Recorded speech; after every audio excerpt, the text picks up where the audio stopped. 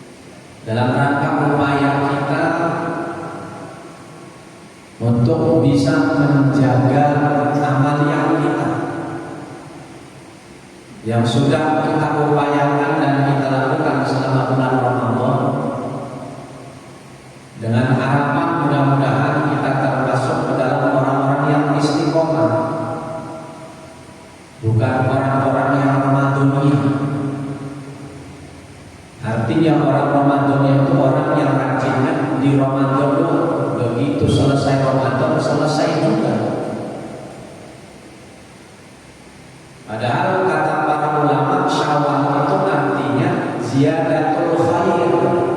ziyadatul khairi, bertambah kebaikan. Atau sawab itu adalah meningkat amal ibadah. Itu yang dinamakan dengan sawab. Kita termasuk orang yang diterima ibadah Ramadan, kita termasuk orang yang mendapatkan malam Lailatul Qadar atau tidak. Itu pembuktiannya, alamatulnya, cirinya itu bisa dilihat di bulan Syawal dan seterusnya. Sekalipun setiap malam ganjil rajin iktikaf sampai pagi, sholat sunatnya luar biasa, baca Qur'annya hatam 3 kali, tapi kalau setelah itu tidak dilanjutkan atau tidak dijaga, maka jangan berharap mendapatkan orang yang istiqomah atau yang mendapatkan Ramadan Qadar. Karena Ramadan hanya sebatas madrasah pendidikan. Ujiannya 11 bulan berikutnya. Maka mudah-mudahan kita termasuk golongan orang-orang yang mendapatkan predikat yang tertinggi dari Allah dengan puasa sebulan kemarin. Kita menjadi orang-orang yang mutakin. Amin ya rabbal alamin. Salawat wa salam mari sama-sama kita sampaikan kepada uswah kita, junjungan kita, yaitu baginda Nabi besar Muhammad sallallahu alaihi wasallam. Berikut para keluarga, para sahabat, para pengikut dan juga umatnya ila yaumil qiyamah. Jamaah Masjid Jami'at Taqwa yang dirahmati oleh Allah Subhanahu wa taala. Kita kenal ibadah itu ada 2. Ibadah dengan Allah atau yang disebut dengan ubudiyah, hubungan kita dengan Allah, sering disebut juga abdu minallah. Yang kedua ada ibadah muamalah, interaksi sosial antara kita dengan sesama, yang disebut dengan abdu minannas. Ramadan yang sudah kita lewati sebulan kemarin bisa dikatakan itu sebagai ibadah kita dengan Allah. Apalagi puasanya secara khusus kata Allah, as-shawmu li wa ana bihi. Puasa itu ibadah khusus untuk dan aku yang akan membalas. Insya Allah amal ibadah kita, taubat kita, zikir kita semua diterima oleh Allah Subhanahu wa taala. Tapi semua itu tidak sempurna sebelum kita sempurnakan dengan abdu minannas. Allah itu maha mudah, maha pemaaf, maha menerima taubat, maha pengampun, maha ampuni dosa. Makanya dalam sebuah hadis qudsi Allah menegaskan, ya ibadi wa hamba-hambaku, dosa-dosaku sebanyak apapun, seberat apapun, aku ampuni. Karena sifatku adalah Ghafurur Rahim, Tawwabur Rahim, maha pengampun dan penyayang, maha menerima taubat. Tapi kata Allah, amalmu aku tangguhkan dulu, ibadah taubatmu aku tangguhkan dulu. Tolong bereskan, selesaikan dulu urusanmu dengan sesamamu. Meminta maaf dan memaafkanlah kamu. Apabila kamu sudah ikhlas tulus meminta maaf kepada saudaramu, maka taubatmu aku terima, dosamu aku ampuni semua. Lalu jika mereka yang kamu mintai maaf tidak mau maafkan kamu, biar mereka berurusan dengan saya, kata Allah. Sebab terkadang kita manusia ini melebihi Allah. Allah menyatakan diri dengan zatnya, keagungannya, pengampun, penerima taubat. Bahkan semua bisa diampuni oleh Allah. Innallaha yaghfiru dzunuba jami'an. Sesungguhnya Allah mengampuni semua dosa. Tapi ada manusia yang melebihi Allah, di mana tidak mau memaafkan kesalahan saudara. Bahkan istilah tiada maaf bagimu itu istilah manusia. Allah tidak punya istilah seperti itu. Yang mana ada istilah dendam kesumat, dendam kejujuran. Mestinya kalau memang kita tidak bisa memaafkan karena memang hati kita belum menerima, itu hak kita. Tapi jangan ditularkan kepada anak cucu kita. Ini yang tidak benar. Dendam kalau dibawa orang. Ya, Allah saja Maha Pemaaf, Maha Pengampun. Makanya dalam surat An-Nur ayat 22 Allah tegaskan, wal ya'fu wal yasfa. Hendaknya kalian saling maaf memaafkan, wal yasfa, dan hendaknya kalian saling berjabat tangan.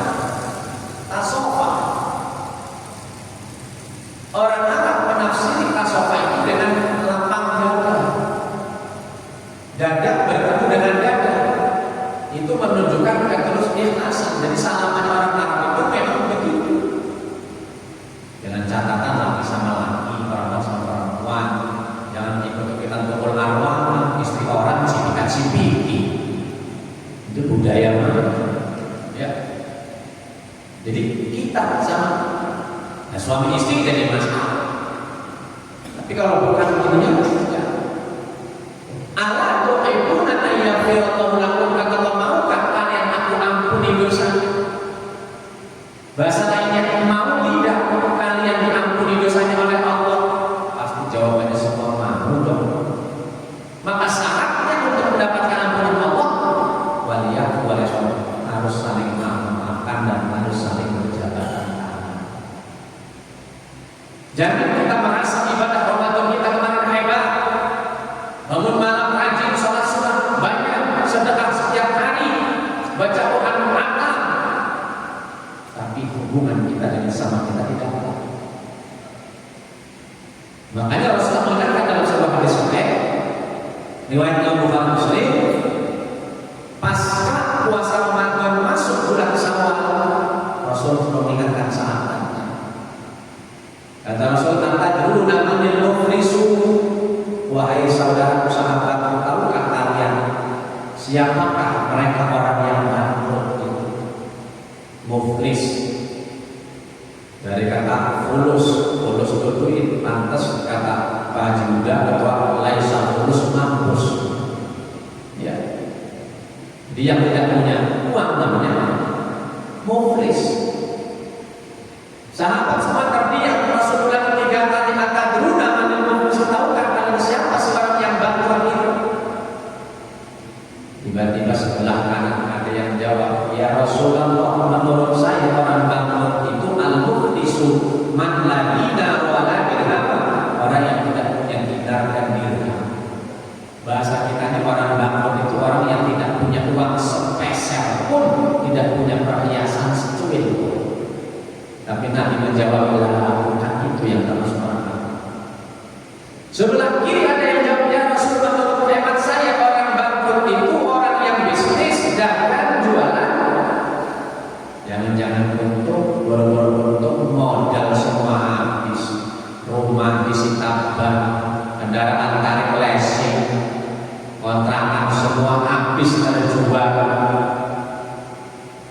Tapi lagi-lagi Nabi berkata, bukan itu orang yang bangkrut. Lalu siapa yang seorang yang bangkrut itu? Kata Nabi, al-muflisu man atallaha yaumal qiyamati bi sholatihi. Orang yang bangkrut itu orang yang nanti datang menghadap Allah pada hari kiamat dengan membawa pahala salat. Salatnya rajin, bukan fardu doang, qabliyah, ba'diyah, tahajud, duha, witir, semua kerjakan. Dia pun membawa pahala puasanya. Puasanya bukan Ramadan, bukan Syawal puasa, Dzulhijjah puasa, Muharram puasa, Rajab puasa, Senin, Kamis puasa. Dia juga membawa pahala hajinya. Hajinya banyak, lebih dari 5 kali bolak-balik Mekah. Kalah Haji Muhyiddin baru 2 kali. Umrahnya setiap tahun 2 kali berapa? Zakatnya triliunan, sedekahnya miliaran. Faqad syatama hada wa qadhafa hada wa akala mana hada wa safaqata hada. Tetapi sayang sekali pengamalannya dengan manusia tidak baik. Maka ketika hendak masuk ke dalam surga, malaikat Ridwan tetap wis mau kemana kita akan kencang ke surga. Takut ke surga malaikat saya kan pahala sholatnya banyak, puasanya banyak, hajinya banyak, sedekahnya banyak. Tapi tar dulu di belakang kamu tuh banyak orang manggil kamu tuh ada apa tuh? Semua orang manggil kamu, kenapa tuh mereka? Kata mereka, malaikat benar jangan masukkan dia dalam surga. Kenapa emangnya? Oh dia waktu bermasyarakat suka fitnah orang, caci maki orang, ngatain orang, ngambil hak orang, sikut kiri sikut kan, injak-injakkan. Dia menumpahkan darah yang tidak semestinya ditumpahkan. Masa kata banyak orang yang teraniaya gitu. Akhirnya mereka datang menuntut, lalu diambil pahala dia oleh orang yang datang menuntut. Datang lagi orang, oh ya benar. Ada tukang kopi, tukang gorengan yang datang. Oh ya malaikat tuh benar tuh. Dia dulu enak makan gorengan, makannya 5 makannya siji, jarang aja. Dari 5 makannya siji. Untuk ngopi gak bayar, rokok sebatang terus gak bayar. Nuntut semua yang pernah terdolim tersakit, hutang yang pernah dibayar, sehingga amal yang banyak itu habis diambil orang-orang yang menuntut dia karena muamalah yang tidak tahu. Sampai akhirnya pahala yang dia habis, sementara orang yang datang menuntut dia itu masih banyak di belakang. Satu RW kan yang disakiti oleh orang itu. Karena sudah habis pahalanya, maka dosanya orang-orang yang kita ini semua ditimpakan kepada dia. Bahasanya sudah jatuh ke timbangan. Nah, ini yang Rasul ingatkan, jangan sampai kita orang bangkrut merasa ibadah kita dengan Allah Ramadan hebat, tapi tidak sempurnakan. Makanya istilah Nabi yang disebut dengan halal itu berasal dari hadis Nabi, maka indahulu dimaksud alihi falu alim. Barang siapa yang pernah mendolimi, menyakiti hati saudaranya, hendaknya dia minta halal falu alim. Maka istilah halal populer di negara kita, walaupun memang tradisi dari kearifan lokal yang tradisi yang baik, tapi ini telah dipopulerkan oleh seorang ulama karismatik, pendiri Nahdlatul Ulama, yaitu Kiai Haji Abdullah Wahab Hasbullah. Kiai Haji Wahab Hasbullah, temannya Kiai Haji Nasari, pendiri Nahdlatul Ulama, tahun 1948 mempopulerkan istilah halal bihalal ketika Presiden Soekarno pada saat itu pasca kemerdekaan memanggil Kiai Haji Wahab Hasbullah. Dengan situasi politik saat itu yang masih belum harmonis, para elit politik masih saling bersitegang. Walaupun duduk satu meja ngopi bareng, rokok bareng, nanti di gondok-gondokan. Memang dari dulu sampai sekarang para politik itu begitu, Pak. Duduknya bareng, makanya bareng, ngopi bareng, nanti awas. Itu awas kan, itu dalam hati. Maka kata Presiden Soekarno, bagaimana nanti pas Idul Fitri, atau sholat Idul Fitri, kita kumpulkan semua elemen masyarakat dari pejabat rakyat semuanya di istana untuk silaturahmi. Kata Kiai Hasbullah, Pak Presiden kayaknya kalau silaturahmi sudah biasa, udah kita kasih aja nama acaranya halal bihalal. Dari situlah sampai sekarang populer silaturahmi. Allah yang lulan, yang artinya mencairkan yang beku, mengurai yang busuk, mengharmoniskan yang tidak harmonis. Itu makna Allah yang lulan. Istilah itu disebut silaturahmi, tapi dibalut dengan nama itu, bahasanya Arab, tapi di Arab tidak dikenal dengan istilah itu. Dalam kamus besar bahasa Indonesia, halal bihalal itu diartikan al saling memaafkan pasca puasa Ramadan di hari raya Idul Fitri. Jadi semua diundang makan bersama. Istilah populer dalam bahasa diplomatisnya adalah open house. Open itu dibuka, rumahnya dibuka.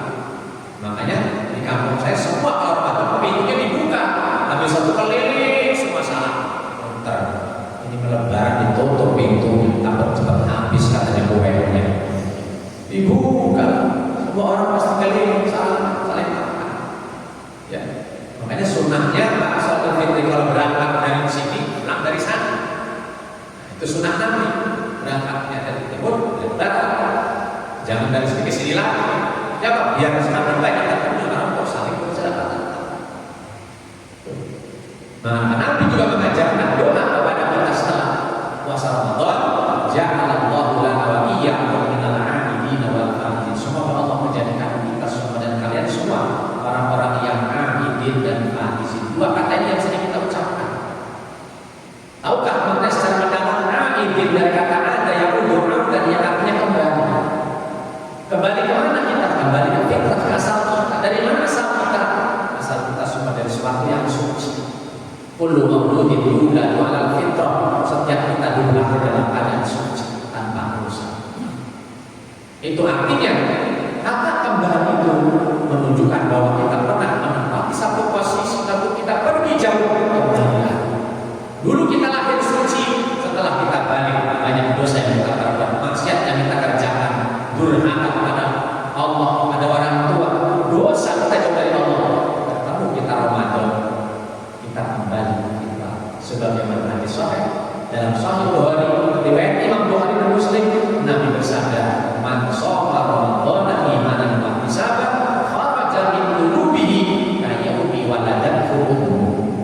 Siapa yang puasa Ramadan imanan, mencatatkan puasanya karena iman, wa ihtisaban disertai introspeksi dan penuh perhitungan, mengharap pahala dari Allah, kharaja min dhunubihi kayyaumi waladathu ummuh, maka Allah keluarkan semua dosa-dosanya dengan puasa itu dan dia kembali seperti bayi yang baru lahir.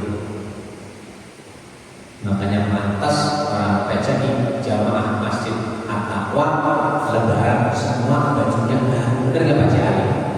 Kenapa? Karena lagi jadi bayi. Adakah bayi bajunya jelek? Nggak ada. Bayi semua pasti bajunya baru. Bahkan belum lahir dibeli sama orang tuanya. Di tempat saya memang luar biasa, malah Pak Jari bayi lahir langsung pakai gelang malu. Minjem maksudnya doa, udah menang, udah gede sendiri, kami pinjemin dulu. Ya, entah ada gengsi atau apa itu. Maka filosofinya apa? Kenapa Rasul mengibaratkan orang yang sholat puasa Ramadan seperti bayi yang baru lahir? Pertama, filosofi bayi yang harus kita kembali tiru dan kita sama-sama pelajari kembali. Pertama, bayi itu jika tersenyum, senyumnya tulus dan ikhlas. Maka kita pun sebagai manusia yang berinteraksi sama manusia harus menunjukkan sikap yang terus ikhlas, meminta maaf dan memaafkan. Jangan seremoni salaman, sholat itu salaman, tapi senyumnya kecut, apalagi menceng. Salaman, artinya sorry, saya maafin kamu. Nah, ini belum tulus, belum ikhlas. Perhatikan, dia harus terus ikhlas. Sebab salah satu ciri orang yang mendapatkan ampunan dan surga Allah dalam surat Al-Imran ayat 34, wa ta'afina 'anil nas, orang yang mau maafkan kesalahan saudara. Yang kedua, perhatikan bayi kalau nangis, nangisnya beneran. Ada nggak bayi nangis bohongan? Artinya apa? Selama Ramadan kita tunjukkan kekhusyukan ibadah kita. Kita bangun malam rajin, sedekah rajin, sholat sunnah rajin, sholat awal waktu, berjamaah di masjid, baca Quran rajin, bahkan sampai hantam sekali 2 kali. Maka jangan hanya kita lakukan itu di bulan Ramadan. Jangan hanya itu sebatas seremoni yang ketika berakhir Ramadan berakhir semuanya. Setidaknya kita jaga semua yang sudah kita lakukan. Karena pembuktiannya adalah 11 bulan ke depan harus kita tunjukkan bahwa kita orang yang betul-betul keluar sebagai pemenang. Jadi yang sungguh-sungguh, jangan cuma di Ramadan karena kita bukan hidup di bulan Ramadan. Yang ketiga, perhatikan bayi itu yang harus kita tiru juga. Bayi itu makannya, minumnya hati-hati, hati seleksi. Dan sembarangan anak yang diminum makan nasi, susu formula. Ada nggak bayi makan sebelah aja? Wih, Maksudnya apa pelajaran kita setelah Ramadan? Mari kita berhati-hati yang memasukkan, yang baik yang kita makan, yang halal, yang syubhat, yang haram kita jauh. Sebab Nabi mengatakan kita manakala minas suhti batalat amalu. Barang siapa yang makan dari yang batil waktu secuil, batalat maka hilang semua amalnya, sholatnya, doanya tidak akan diterima oleh Allah selama 40 hari 40 malam. Itu satu cuil. Yang keempat, perhatikan bayi itu keistimewaannya, kelebihannya bayi tidak seperti kita. Bayi kalau musuh sama mamanya, ngedot atau nem sama mamanya, nem sebelah kiri Pak Ali, biasanya sudah kenyang dilepas, tidur dikasih sebelah kanan gak bakal mau Pak Ali. Emang bayi tua itu menyosor banget. Filosofinya apa? Setelah kita lalui Ramadan, mari kita hidup jangan jadi orang berlebihan. Jangan jadi orang yang tamak, rakus, mak hawa atau celebon. Yang bukan haknya pinggir. Itu filosofi. Ya. Maka betul kata para ulama, menjaga itu lebih berat daripada yang lain. Bangun masjid dibaca itu cepat gampang, tapi menjaganya susah. Memakmurkannya yang berat. Menghafal Quran gampang, tapi menjaga hafalan yang berat. Makanya kata Allah, "Hafal aman mazaka wa dzakara isma rabbih fasalla." Bal tu'siruna hayatad dunya wal akhiratu khairun wa abqa. Sungguh beruntung orang yang menjaga kesuciannya. Dengan cara apa? Wa dzakara isma rabbih fasalla, tetap menjaga zikirnya, salatnya dijaga. Tapi kata Allah, "Bal tu'siruna hayatad dunya," sayang kebanyakan manusia lebih condong pada dunia, tergiur dengan dunia. Wal akhiratu khairun wa abqa, padahal akhirat itu lebih baik dan lebih kekal. Tuh, maka kita jaga, jangan sampai kata pepatah panas setahun hilang dengan hujan satu. Kita sudah bersih, kita raih, tapi kok kita kotori kembali. Tapi itu memang berat. Itu kenapa kita menjaga kesucian? Karena memang iblis mau membalas dendam kepada kita. Dalam hadis dijelaskan, jika Ramadan datang, pintu surga semua dibuka, pintu neraka semua dikunci, iblis setan dibelenggu di neraka. Berakhir Ramadan, hari Jumat sore malam Sabtu, iblis dilepas oleh Allah dari neraka. Kita merayakan hari kemenangan, iblis dikeluarkan oleh Allah. Ketika keluar iblis berteriak sekencang-kencangnya. Saking kencangnya teriakan iblis, semua anggotanya barang-barangnya kumpul di hadapannya, termasuk jin, setan, iblis, dedemit, kuntilanak, genderuwo, semua datang di hadapannya. Mereka berkata, "Mana udah bapak yang saya ingin ada apa bos marah-marah? Siapa yang bikin Tuhan besar marah? Akan kami hancurkan, akan kami runtuhkan," kata Allah semua. Maka iblis berkata, "Lah, saya tidak ada apa-apa, cuma hari ini saya sedang kesel." Gimana nggak kesel? 11 bulan manusia kita goda dengan maksiat, mabok-mabokan, zina, judi, perampokan dan maksiat yang lainnya. Tapi hari ini semua sudah dihapus oleh Allah. Mereka bersih seperti bayi yang baru lahir. Gimana kejengkel? Maka mulai saat ini kata iblis, "Istaghalu billadda wasyahwat wasyurbil khamr." Sibukkan kembali manusia, goda mereka dengan kelezatan-kelezatan makanan lebaran. Pas kata khatib yang khutbah Idul Adha, Idul Fitri, pasti ngomong, hadirin sidang Idul Fitri yang berbahagia. Rasul bersabda, siapa yang puasa Ramadan kemudian mengikuti dengan 6 hari puasa Syawal, karena asyamin dari sungguh dia telah berpuasa setahun. Hitungan matematikanya, setiap sehari dari 30 kali 10, 300, 6 kali 10, 60, 360, hitungan matematikanya, jadi 390. Puasa 6 hari Syawal dari Ramadan, suka dengan puasa.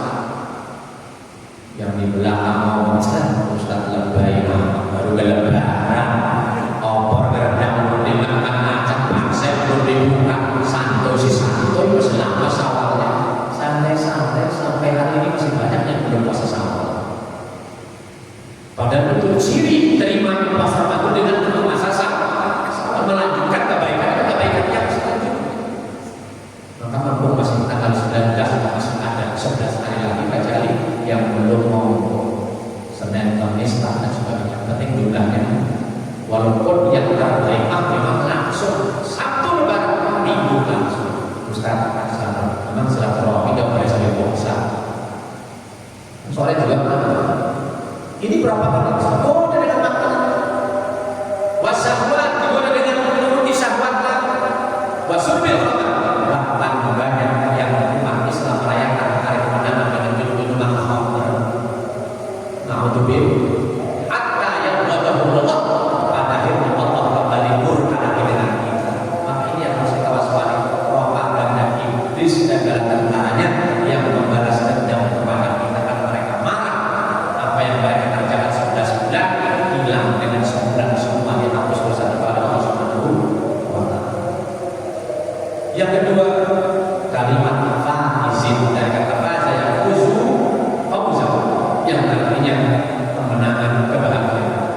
Menang kita alhamdulillah, sebulan kita telah mampu mengendalikan nafsu kita. Dan orang yang menang pasti akan mendapatkan kebahagiaan.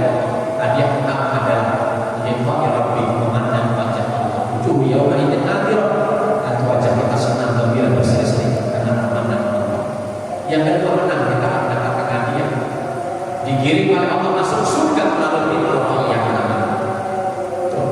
Oleh karena itu mari tetap kita jaga upaya kita untuk bisa mendapatkan berkat dari Allah, predikat orang-orang yang ada di hasil muttaqin dengan saling maafkan.